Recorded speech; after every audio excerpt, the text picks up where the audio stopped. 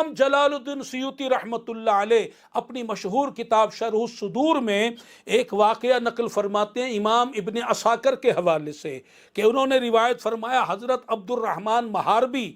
رضی اللہ تعالی عنہ سے کہ ایک شخص قریب المرگ تھا، مسلمان ہے بظاہر، اور اب موت اس کے سر پر ہے، بستر مرگ پر پڑا ہوا ہے، آثار موت ظاہر ہو رہے ہیں، لوگ اسے کلمہ پڑھا رہے ہیں،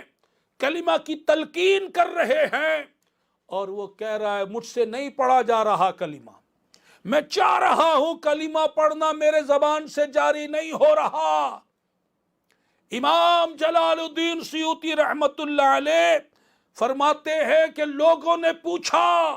کہ کیا بات ہے کہ تو ساری زندگی مسلمان رہا، اب تیرے سے کلمہ نہیں پڑھا جا رہا؟ اس نے بتایا کہ میں ایسے لوگوں کے ساتھ اٹھتا بیٹھتا تھا جو نبی پاک صلی اللہ علیہ وسلم کے صحابہ کو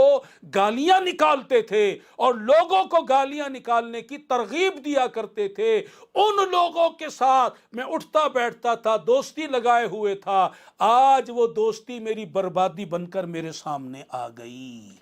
الامان والحفیظ، الامان والحفیظ۔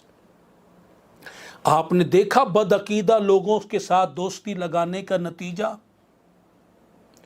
ان کے ساتھ یاریاں لگانے، رشتے جوڑنے، نشست و برخاست کرنے، ہم نوالا ہم پیالہ بننے کا نتیجہ۔ لوگ اس کو ہلکا سمجھتے ہیں، کوئی اس کو سمجھتے نہیں کہ یہ ہلاکت کا ذریعہ ہے۔ ایک اور واقعہ جسے امام جلال الدین سیوطی رحمت اللہ علیہ نے امام ابن ابی دنیا رضی اللہ تعالی عنہ سے روایت فرمایا ہے کہ حضرت ابو اسحاق فرماتے ہیں رحمت اللہ علیہ کہ میں نے ایک شخص کو غسل دیا، مرنے کے بعد اس میت کو غسل دیا اور کفن جب پہنا دیا گیا تو پھر میں نے ذرا اس کا چہرہ دیکھنا چاہا تو میں حیران رہ گیا کہ اس کے گردن میں ایک سانپ لپٹا ہوا ہے۔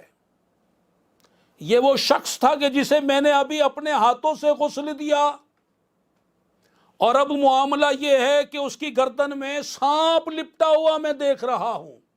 میں نے لوگوں سے پوچھا کہ یہ کیا ماجرا ہے؟ لوگوں نے بتایا کہ یہ وہ شخص ہے کہ جو صحابہ کرام علیہم الرضوان کو گالیاں دیا کرتا تھا، طعن و تشنیع کرتا تھا، برا بھلا کہا کرتا تھا۔ آپ نے دیکھ لیا دونوں باتوں کو، بد عقیدہ لوگوں کا انجام بھی، اور جو بد عقیدہ لوگوں کے ساتھ دوستیاں لگاتے ہیں، ان کی صحبت اختیار کرتے ہیں، ان کے ساتھ نشست و برخاست کرتے ہیں، ان کا انجام پر بھی غور فرما لیا۔